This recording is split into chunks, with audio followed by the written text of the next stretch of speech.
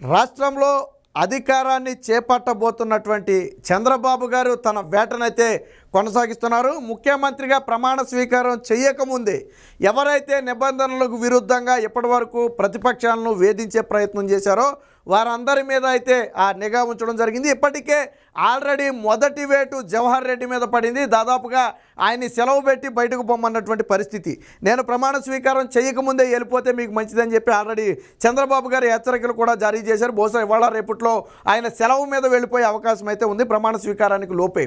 ఇక రెండో వికెట్ కూడా ఆల్రెడీ అవుట్ అయిపోయింది. అతి ప్రధాన వికెట్ చంద్రబాబు గారి మీద అక్రమ కేసులు పెట్టడంలో ప్రధాన పాత్ర వహించినటువంటి ఎవరైతే సిట్ అధికారి కొల్లు రఘురామిరెడ్డి ఉన్నాడో ఆయనను అన్ని హోదాల నుంచి తొలగిస్తూ డీజీపీ కార్యాలయంలో రిపోర్ట్ చేయాలని చెప్పి నిన్న ఆ డీజీపీ అయితే ఆదేశాలు జారీ చేయడం జరిగింది.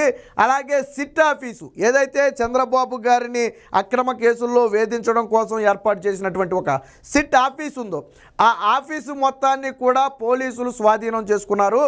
ఐటీ వింగ్ పోలీసుల ఆధీనంలోకి ప్రస్తుతానికి సిట్ ఆఫీస్ అయితే వెళ్ళిపోయింది. ఆల్రెడీ దానికి నిన్న సీల్ కూడా వేయటం జరిగింది. ఇంకా జగన్మోహన్ రెడ్డికి చెందినటువంటి అక్కడక్కడ కొంతమంది తొత్తులు కూడా వ్యవహరిస్తున్నారు. వాస్తవానికి నిన్న సిట్ ఆఫీస్కి ఆ సీల్ వేయాలని ఆదేశిస్తే కొంతమంది డిఎస్పీ స్థాయి అధికారులు దాన్ని నిరాకరించారంట. చివరికి డీజీపీ రంగంలోకి దిగడంతో సిట్ ఆఫీస్కి అయితే తాళం వేశారు. ఇక సచివాలయంలో ఉన్నటువంటి దాదాపుగా 5 ప్రధాన బ్లాకుల్లోని ఫైల్స్ మొత్తాన్ని కూడా స్వాధీనం చేసుకోవాలని నేరుగా గవర్నరే రంగంలో దిగి ఆదేశాలు జారీ చేయడం జరిగింది. ఎందుకంటే ఇప్పటికే ప్రతిపక్షాలు కూడా తీవ్ర ఆందోళన వ్యక్తం చేస్తున్నాయి.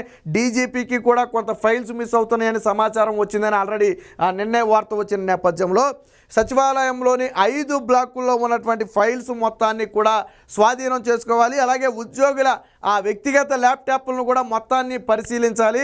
ఏ ప్రాంతంలో ఎక్కడైనా సిస్టములు కానీ హార్డ్ డిస్కులు కానీ మిస్ అయినాయా, సమాచారం ఏదైనా డిలీట్ చేసే ప్రయత్నం చేశారా, ఇంతకుముందు ఎవరెవరు వర్క్ చేశారు, ఇప్పుడు ఎవరెవరు విధులకు రావటం లేదు, ఇలాంటి అన్ని విషయాల మీద కూడా ఆ నిఘా ఉంచడం జరిగింది. స్వయంగా ఈ విషయంలో ఈ 5 బ్లాకుల్లోని సమాచారాన్ని సేఫ్గా ఉంచాలని స్వయంగా గవర్నరే రంగంలోకి దిగి ఆదేశాలు జారీ చేయడంతో మొత్తం అన్ని బ్లాకుల వద్ద కూడా పోలీసుల పహారా అయితే పెట్టడం జరిగింది.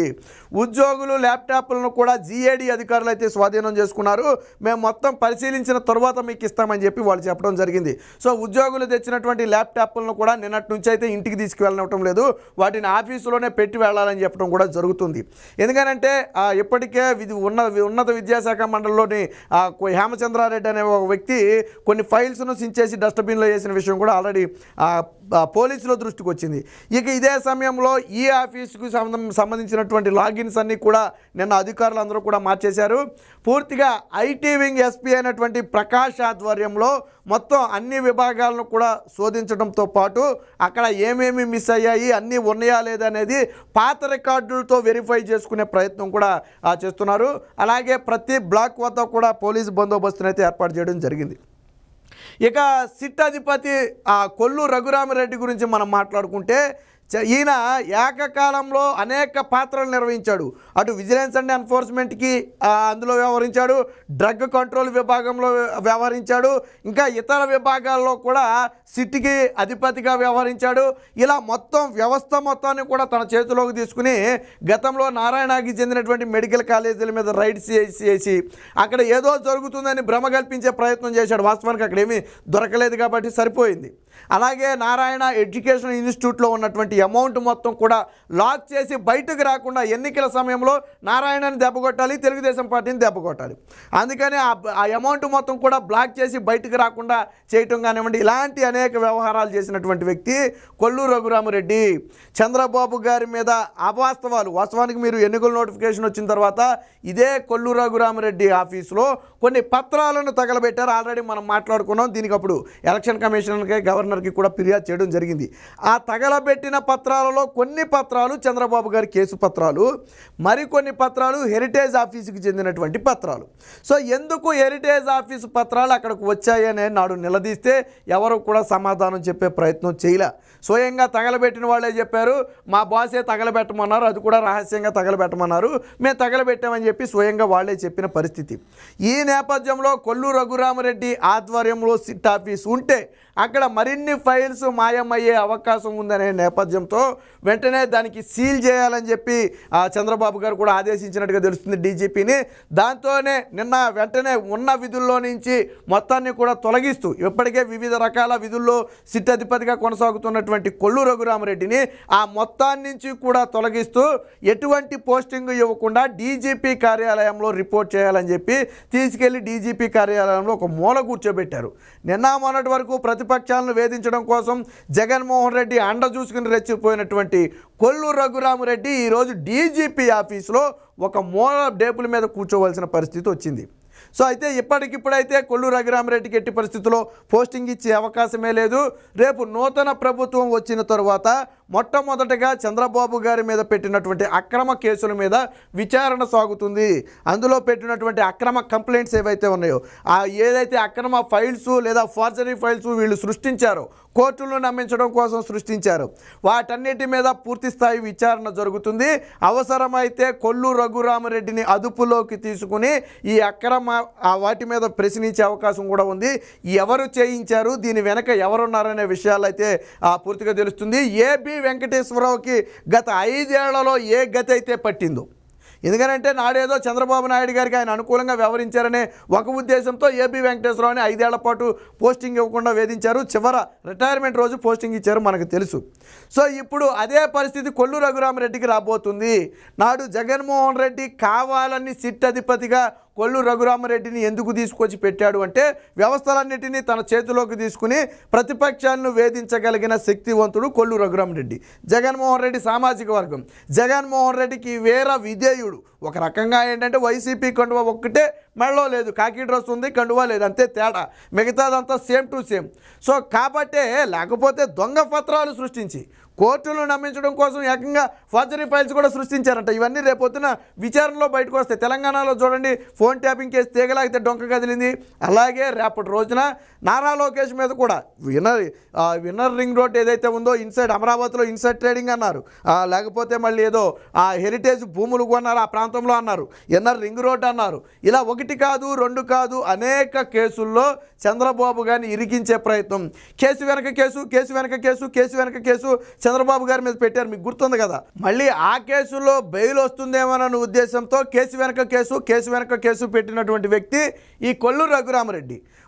అంటే చంద్రబాబు గారు ఒక్క స్కిల్ డెవలప్మెంట్ కేసులో మాత్రమే ఆ జైలుకి అయితే వెళ్ళారు, కానీ మిగతా కేసుల్లో అయితే ముందస్తు బెయిల్ని అయితే ఆయన తెచ్చుకోగలిగారు. చివరికి అంగళ్ళ దాడిని కూడా ఈయన ప్రోద్బలంతోనే అంగళ్ళలో హత్యాయత్నం, చంద్రబాబు గారి మీద హత్యాయత్నం కేసు పెట్టారు. మరి ఇప్పుడు ఆ పోలీసు అధికారులందరూ ఏం సమాధానం చెప్తారో మనకు తెలియదు. కానీ సో అలాగే నారా లోకేష్ని కూడా ఏదైతే ఇన్నర్ రింగ్ రోడ్డు వ్యవహారం ఉందో దానికి సంబంధించి చంద్రబాబు గారు జైల్లో ఉన్న సమయంలోనే విచారణకు పిలిచినటువంటి పరిస్థితి. దాదాపుగా 2 రోజుల పాటు నారా లోకేష్ని విచారణకు పిలిచి అసలు ప్రశ్నలు అడగటం మానేసి ఏదో ఆ పనికి మాలిన అవసరం లేని ప్రశ్నలు అడిగినటువంటి పరిస్థితి సిఐడి అధికారులు. సో ఇదంతా కూడా కొల్లు రఘురామరెడ్డి ఆధ్వర్యంలో జరిగినటువంటి ఒక డ్రామా. ఎలా వేధించాలి, ఎలా వీళ్ళని ప్రజల్లో డ్యామేజ్ చేయాలనే ఒక ఉద్దేశంతోనే సిట్ అధిపతిగా ఉన్నటువంటి కొల్లు రఘురామరెడ్డి ఆధ్వర్యంలో వీళ్ళంతా కూడా డ్రామా ఆడారు. వీళ్ళకు అనుగుణంగానే సిఐడి అధికారులు యాక్ట్ చేయడం జరిగింది. సో ఇవన్నీ కూడా రేపొద్దున నిజాలన్నీ కూడా బయటకు రాబోతున్నాయి. ఈ నేపథ్యంలోనే వెంటనే సిట్ ఆఫీస్ మొత్తాన్ని కూడా స్వాధీనంలో చేసుకుని అందులోని చేమ కూడా బయటికి వెళ్ళడానికి వీల్లేదని చెప్పారు. ఆల్రెడీ దానికి సీల్ చేయడంతో పాటు ఏపీఎస్పీ బెటాలియన్కి చెందినటువంటి పోలీసులను అయితే సిట్ ఆఫీస్ వద్ద కాపలా కూడా పెట్టారు.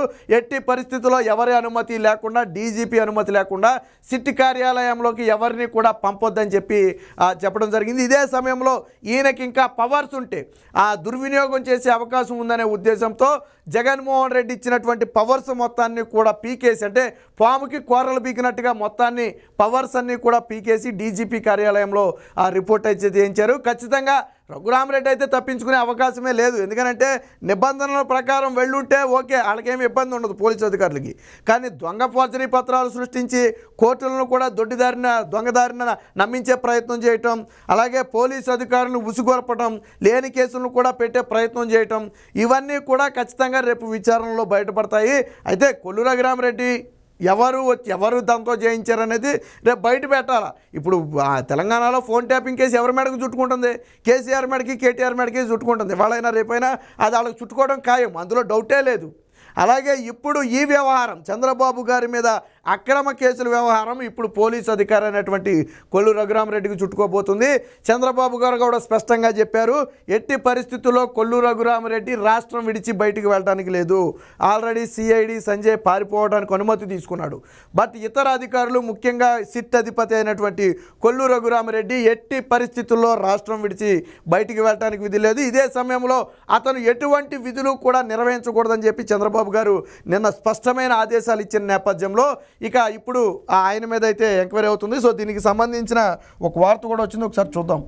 సో తప్పులు తేల్చే టైం, సచివాలయంలో ఫైళ్లు కట్టుదిట్టం, కక్ష సాధింపుల సిట్ ఆఫీసుకు సీలు, అలాగే పోలీసుల ఐటీ వింగ్ ఆధీనంలోకి ఈ ఆఫీసు, నేరుగా రంగంలోకి గవర్నర్, సచివాలయంలో ఫైళ్లు స్వాధీనం చేసుకోవాలని చెప్పి ఆదేశం. అడ్డగోలుగా అక్రమ బదిలీలు, పదోన్నతులు, అస్మదీయులకు వేల కోట్ల విలువైన కాంట్రాక్టులు, ఉన్నతాధికారుల పాత్రపై ఆరోపణలు, వాటి ఫైళ్లు ధ్వంసమయ్యే ముప్పు, 5 బ్లాకుల్లోని ఫైళ్లు సమాచారం అంతా స్వాధీనం, సచివాలయ ఉద్యోగుల వ్యక్తిగత ల్యాప్టాప్లు కూడా కట్టడి, చెక్ చేసి తిరిగిస్తామని తీసుకున్నటువంటి జీఏడీ ఉన్నతాధికారులు.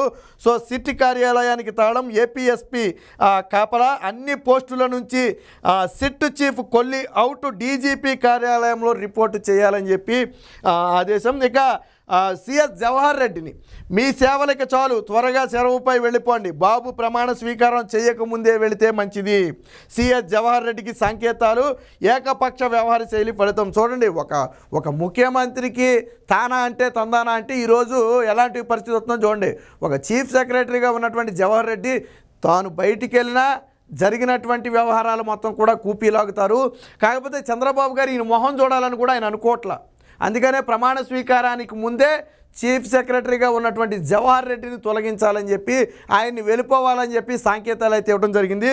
మరి వాస్తవంగా మానవత్వం సిగ్గులజ్జ ఉన్నాడు ఎవడైనా అయితే వెళ్ళిపోవాలి. ఎందుకంటే ఇన్ని పనులు చేసిన తర్వాత మళ్ళీ చంద్రబాబు గారికి మొహం చూపించడానికి ముందు ఈయనకి సిగ్గు ఉండాలి. సరే, ఉందో లేదో అది ఆయనకే విజ్ఞతగా వదిలేద్దాం. సో మొత్తంగా ఇప్పుడు నేరుగా డైరెక్ట్గా గవర్నరే రంగంలో దిగడం జరిగింది.